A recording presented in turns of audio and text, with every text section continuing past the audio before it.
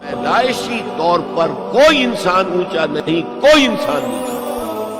روح خلافت ایک ہی چلی آ رہی ہے اور ایک ہی رہے گی ابد الآباد تک،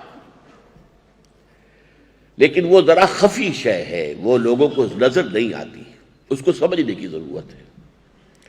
خلافت کی شکلیں لوگوں کے سامنے آتی رہی ہیں، اس کی مختلف صورتوں سے ہم واقف ہیں، لیکن اس میں بھی جو مختلف ادوار میں مختلف طرز کی خلافت رہی ہے، اس کا صحیح ادراک بہت ضروری ہے۔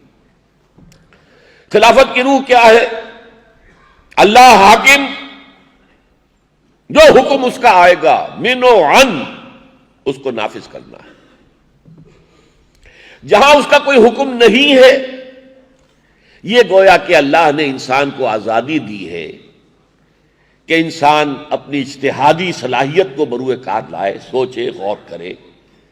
اللہ کی منشا سے زیادہ قریب تر بات کیا ہوگی؟ اللہ نے جو بھی مجھے احکام دیے ہیں ان کے ساتھ زیادہ مناسبت رکھنے والی بات کیا ہوگی؟ وہ اپنے اجتہاد کو استعمال کرے اور اس پر عمل کرے۔ یہ ہے روح، اللہ کی حاکمیت بذریعہ انسان۔ حاکم وہ ہے جو حکم اس کا آیا بلا چون و چرا، بلا کسی کمی اور بیشی کے جو کا تو نافذ کرنا ہوگا۔ ہاں جہاں اس کا کوئی حکم نہیں ہے، یہ گویا کہ دلیل ہے اس کی کہ اس میں اللہ نے آزاد کر دیا ہے۔ سوچو، غور کرو، تمہیں عقل دی ہے، صلاحیت دی ہے، اور غور کرو کہ دین کے مجموعی نظام، اللہ کے احکام کے ساتھ مجموعی طور پر متناسب بات کون سی ہوگی، اس کے لیے جد و جہد کرو۔ اسی کا نام اجتہاد ہے۔ اس اجتہاد کے اوپر عمل کرو، اس لیے کہ اللہ تعالیٰ نے گویا کہ اسے تمہارے لیے مباح کر دیا۔ یہی وجہ ہے کہ یہ دو الفاظ اپنے ذہن میں جما لیجئے، امر اللہ اور امرہم۔ اس کی بہترین تعبیر کیا ہے وہ میں آپ کو ایک حدیث نبوی کے حوالے سے بتاؤں گا۔ حضور صلی اللہ علیہ وسلم نے فرمایا، مثل المؤمن کمثل الفرس فی عقیتہ، مومن کی مثال اس گھوڑے کی سی ہے جو ایک کھونٹے سے بندھا ہوا ہے۔ بڑی پیاری حدیث ہے۔ دیکھیے، جو شخص نہ اللہ کو مانے، نہ رسول کو، نہ قرآن کو، وہ آزاد ہے، مادر پدر آزاد، جو چاہے کرے۔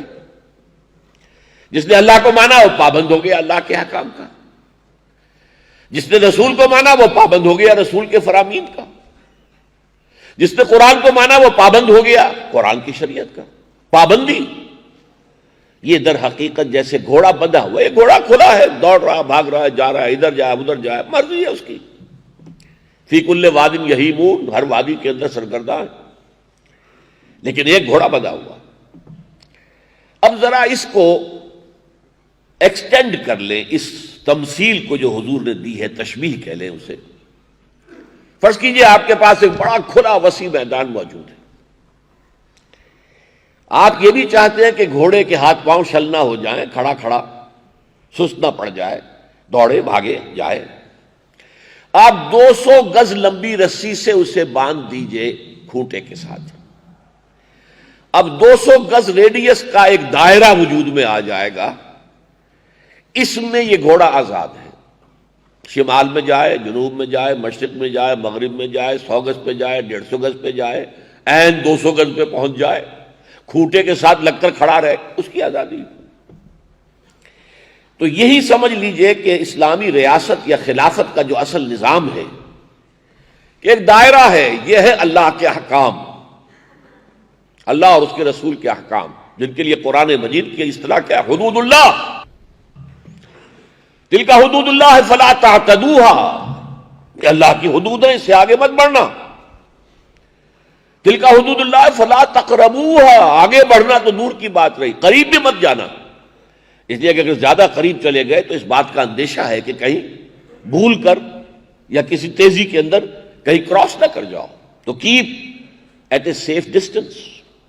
فلا تقربوها، تلک حدود اللہ فلا تقربوها، تلک حدود اللہ فلا تعتدوها۔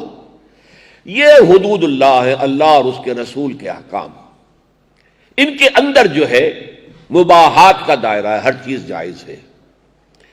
یہ امرہم ہے، یہ امر اللہ ہے، یہ دائرہ جو ہے امر اللہ ہے، اور یہ امرہم ہے جس کے بارے میں سورہ شورى میں فرمایا گیا، وَأَمْرُهُمْ شورا بینہم، جو چیزیں مباح ہیں اس دائرے کے اندر اندر ہیں، وہ حرام نہیں ہے، لہذا وہ مباح کے درجے میں ہے، ان میں سے آپ جس چیز کو چننا چاہیں، پسند کرنا چاہیں، باہمی مشورے سے طے کر لیں۔ اب اس کی جو ایک بڑی ہی عمدہ سادہ مثال ہے، آج سے 60 برس پہلے ہم انگریزوں کے غلام تھے، ہمارا بادشاہ یا ملکہ انگلستان میں ہوتے تھے، دلی میں ایک وائسرائے ہوتا تھا۔ اب یہاں فاصلے کی وجہ سے وائسرائے ہے، ورنہ وائسرائے مقرر کرنے کی کوئی ضرورت نہیں ہے، کیونکہ وہ دور بیٹھے ہیں، 7 سمندر پار کا معاملہ ہے۔ لہذا حاکم، ساورنٹی جن کے پاس ہے وہ تو بادشاہ ہے یا ملکہ ہے، ملکہ وکٹوریہ تھی، یا پھر اس کے بعد جارج پنجم آئے، ششم آئے، ہفتم آئے، ہشتم آئے، وغیرہ وغیرہ، ایڈورڈ آئے، یہ آئے وہ آئے، یا ملکہ الزبتھ بیٹھی ہوئی ہے، تو اصل ساورنٹی ان کی ہے۔ اور جو دہلی میں وائسرائے ہوتا تھا اس کا کام کیا تھا؟ دیکھیے وہی بات جو میں پہلے ایسنس بتا چکا ہوں آپ کو، کہ ایسنس کیا ہے خلافت کا۔ جو حکم ہز میجسٹیز گورنمنٹ سے آیا یا ہر میجسٹیز گورنمنٹ سے آیا، اس کو تو وائسرائے نے نافذ کرنا ہے، اس میں وائسرائے کوئی تغیر اور تبدل کرنے کا اختیار نہیں رکھتا۔ It has to be implemented as such۔ لیکن جہاں کوئی حکم نہیں ہے وہاں اس وائسرائے کا کام ہے، اس کا فرض ہے، کیونکہ وہ آن دی اسپاٹ موجود ہے، یہاں کے حالات کو وہ بہتر جانتا ہے، وہ ڈیل کر رہا ہے، وہ اپنی بہترین کوشش کرے کہ جو سلطنت ہے برطانیہ کی، اس کے مفادات سے لگا کھانے والی چیز کون سی ہے، اس کے ساتھ مناسب بات کون سی ہوگی، جو بحیثیت مجموعی ہم نظام چلا رہے ہیں اس کے لیے مصلحت کس چیز میں ہے، وہ اس کا فیصلہ کر لے، اس کا احترام کرے، اس کا فیصلہ کرنے کا اسے اختیار ہے۔ یہ ہے وائسرینسی، اللہ حاکم اور انسان وائسرینٹ۔ یہ وائسرینسی کی شکلیں کیا رہی ہیں وہ میں بعد میں بیان کروں گا، لیکن اسینشلی بات آپ نے سمجھ لی کہ روح کیا ہے۔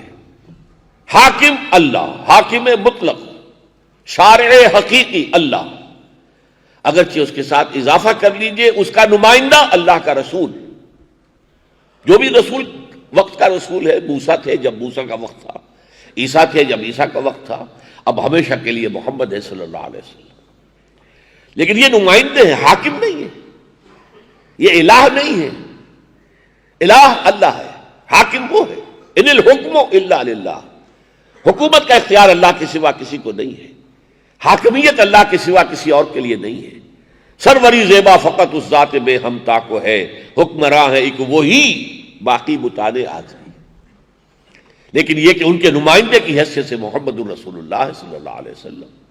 اب ان دونوں کے احکام جو ہے کتاب و سنت جس سے ہم تعبیر کریں گے وہ دائرہ ہے، اس دائرے سے آگے آپ کو نہیں جانا، دائرے کے اندر امرہم ہے، یہ اللہ نے آپ پر چھوڑ دیا ہے، آپ باہمی مشورے سے، میوچول کنسلٹیشن سے، امرہم شورا بینہم، اجتہاد کیجئے اپنی امکانی حد تک، اور پھر جو بھی جس بات پر اجماع ہو جائے یا اکثریت جمع ہو جائے اسے اختیار کریں۔